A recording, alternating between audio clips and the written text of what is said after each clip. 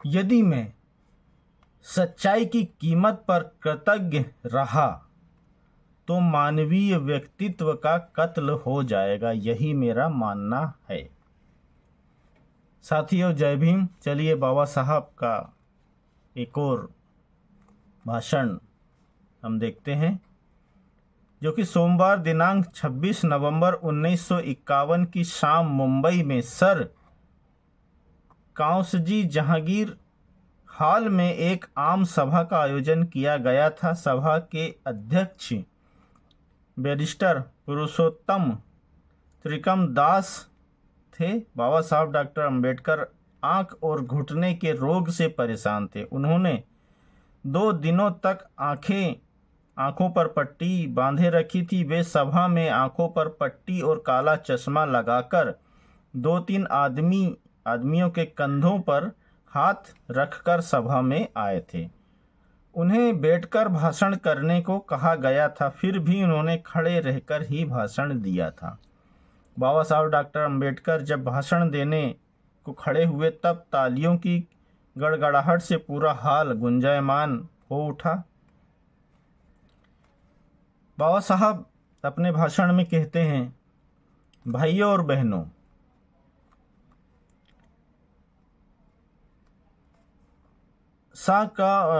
पाटिल अपने मित्रों से कहते हैं कि उनके ही कहने से अंबेडकर को पहले मंत्रिमंडल में जगह मिली थी। अब वे कृतज्ञ होकर कांग्रेस पर और मंत्रिमंडल पर आरोप लगा रहे हैं। क्या ये सब बातें सही हैं? यही सवाल शुरू में एक श्रोता ने मुझसे पूछा था। मुझे कांग्रेस के मंत्रिमंडल में कैसे सम्मिलित किया गया था? यह मेरे जीवन की आश्चर्यचकित कर देने वाली घटना है। मेरे लिए संविधान सभा के सभी दरवाजे, खिड़कियां और दरबारें तक बंद कर दिए गए थे। हम दूसरे किसी को ले लेंगे लेकिन अंबेडकर को नहीं आने देंगे, इस तरह की प्रतिज्ञा कांग्रेस के लोगों ने की थी। मगर मैं बंगाल विधानमंडल से बहुमत से विधानसभा के लिए चुन लिया गया था। मेरी हालत शेर की गुफा में फंसने जैसी हो गई थी। मैं वहां किसी से बातें नहीं करता था। मैंने केवल एक बार ही भाषण दिया था। इसी तरह 6 महीने निकल गए। एक दिन संविधान सभा का काम खत्म होने के बाद अचानक मुझे नेहरू जी ने अपने कमरे में बुलाकर पूछा कि क्या आप मंत्रिमंडल में शामिल होंगे? मैंने सभी तरह से विचार किया तथा कार्यकर्ताओं से सलाह मशविरा किया। यह सोचकर कि सहयोग करने का समय आ गया है तो मैंने मंत्री पद स्वीकार किया था। आगे सरदार पटेल तथा राजा जी दोनों कहने लगे, हमारी सलाह से तुम्हें मंत्रिमंडल में लिया गया है। अब उसी होड़ में पाटिल जी भी शामिल हो गए हैं। इस स्पर्धा से अंदाजा लगाया जा सकता है कि मेरे हाथों जरूर कुछ अच्छा काम हुआ है, जिसके चलते ये सभी लोग उसका श्रेय ले रहे हैं। अब मैं कृतज्ञ हो गया हूं, ऐसा कहा जा रहा है। मैं उन्हें एक आयरिश देशभक्त ओ कॉनल महोदय के शब्दों में उत्तर दे रहा हूं। ओ कॉनल कहते हैं, no man can be grateful at the cost of his honour, no woman can be grateful at the cost of her chastity, and no nation can be grateful at the cost of its liberty। अर्थ, कोई भी व्यक्ति अपने सम्मान की कीमत पर कृतज्ञ नहीं हो सकता। कोई भी महिला अपने सतीत्व, आबरू की कीमत पर कृतज्ञ नहीं हो सकती। इसी प्रकार कोई भी राष्ट्र अपनी स्वतंत्रता की कीमत पर कृतज्ञ नहीं हो सकता।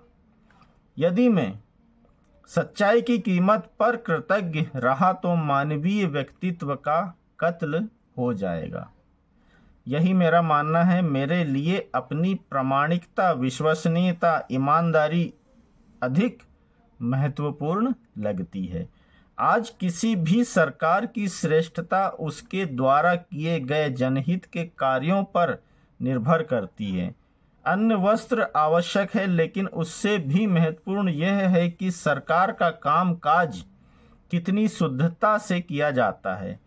अपने देश में पिछले 4 साल में अन्न और कपड़े का अकाल रहा है और इस तरह की कठिनाई हरदम आती है, मगर सबसे महत्वपूर्ण दोष यह है कि आज सरकार के कामकाज में अशुद्धता और रिश्वत का राज है।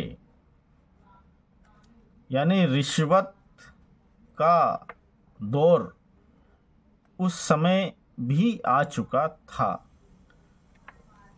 सरकार के कामकाज को शुद्ध रखने के लिए बाहर के लोगों की मदद की आवश्यकता नहीं होती है। केवल सरकार की इच्छा शक्ति होनी चाहिए कि कामकाज शुद्ध रखा जाए। सरकार को कामकाज शुद्ध रखने में जो बाधा कांग्रेस के सामने आती है, उसमें उसे शुद्ध रखने की इच्छा शक्ति ही नहीं है। भारत में उत्तर प्रदेश, बिहार, बंगाल इत्यादि प्रांतों की जनता ने तो नहीं, पर हाँ, कांग्रेसियों ने ही उनके मंत्री के विरोध में आपत्ति जताई है। दुर्भाग्य की बात है कि उन पर उठे भीषण आरोपों की न्यायालयीन तो क्या दलीय पूछताछ भी नहीं की गई। सन 1910-11 के दौरान लॉर्ड ऑकिथ इंग्लैंड के प्रधानमंत्री थे।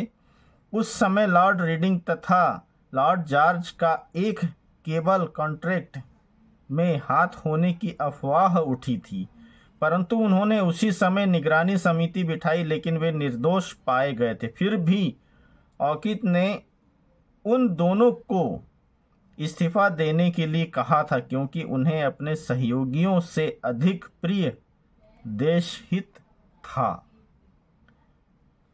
इसी तरह दूसरा एक उदाहरण पिछले साल एंटली के कार्यकाल में हुआ था। लॉर्ड लिस्टोवेल उद्योग मंत्री थे। एक उद्योगपति मित्र के पास से ब्रांडी की बोतल और सूट का कपड़ा लेने का उन पर आरोप लगाया गया था। छानबीन करने पर उसमें कोई सच्चाई नहीं दिखाई दी। उन्हें एक मित्र के नाते ये चीज़ें भेंट की गई थी। फिर भी एंटली ने उन्हें मंत्रिमंडल से निकाल दिया था।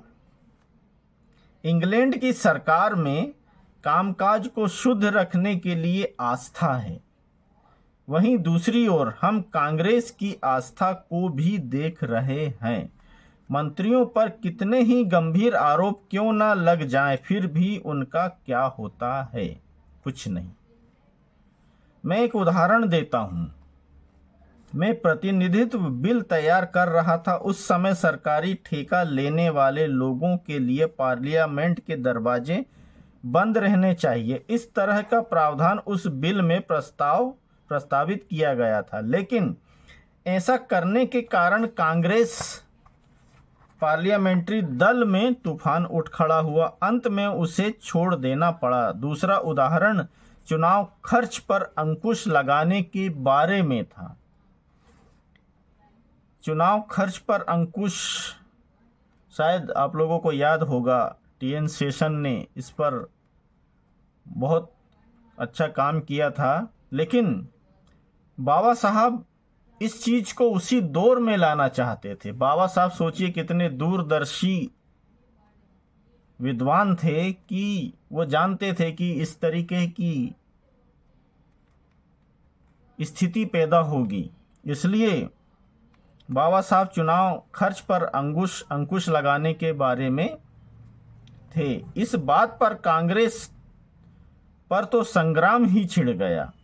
3 दिन तक चर्चा चलते रही। पार्लियामेंट के कांग्रेसी सांसद नेहरू से मिले तथा उनसे कहने लगे, आपने कांग्रेस को शत्रु मानने वाले व्यक्ति से इतने महत्वपूर्ण बिल को तैयार करने क्यों कहा? उसे तो कांग्रेस को नष्ट करना है। मैंने उस बिल में उपबंध प्रस्तावित किया था कि किसी भी उम्मीदवार के लिए होने वाले खर्च को उसी के नाम पर रखा जाना चाहिए। इसका परिणाम यह हुआ कि चुनाव निधि के बेहद पैसे किसी भी चुनाव निधि के पैसे किसी भी उम्मीदवार पर दल के नाम से खर्च नहीं किए जा सके, इसलिए लेकिन इसे भी निकाल देना पड़ा। मैंने इस बात के लिए संघर्ष किया और अंत में मैंने हार मान ली थी। मुझे बताओ कि क्या यह जनतंत्र की पवित्रता की दृष्टि से उचित है? प्रत्येक देश के चुनाव कानून में इस तरह के प्रावधान है।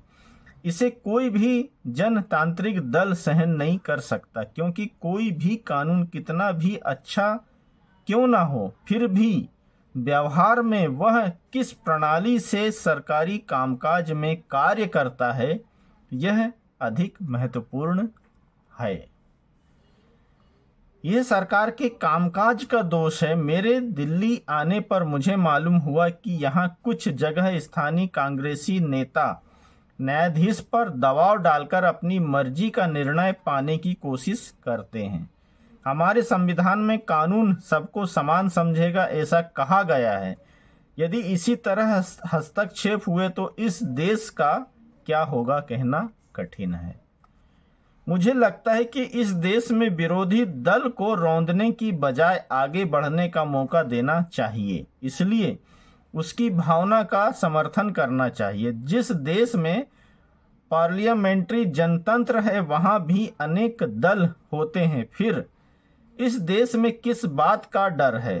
इस तरह दबाव तंत्र का उपयोग करने वाली कांग्रेस आग से खेल रही है। वही बात पैसों वालों की है। ये पैसे वाले किसी दल को चुनाव में पैसे देकर प्रभावित करते हैं।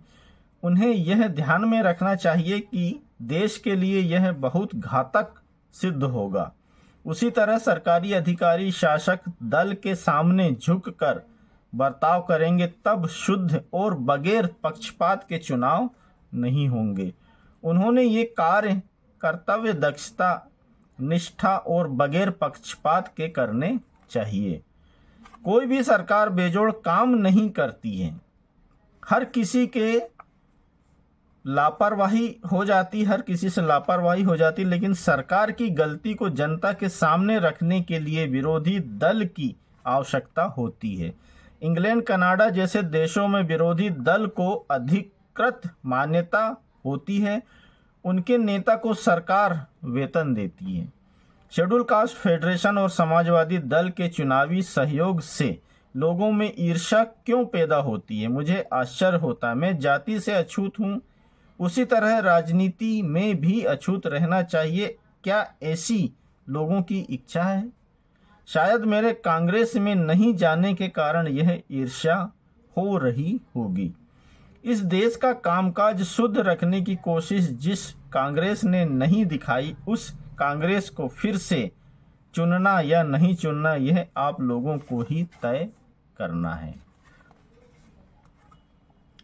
जय भीम साथियों।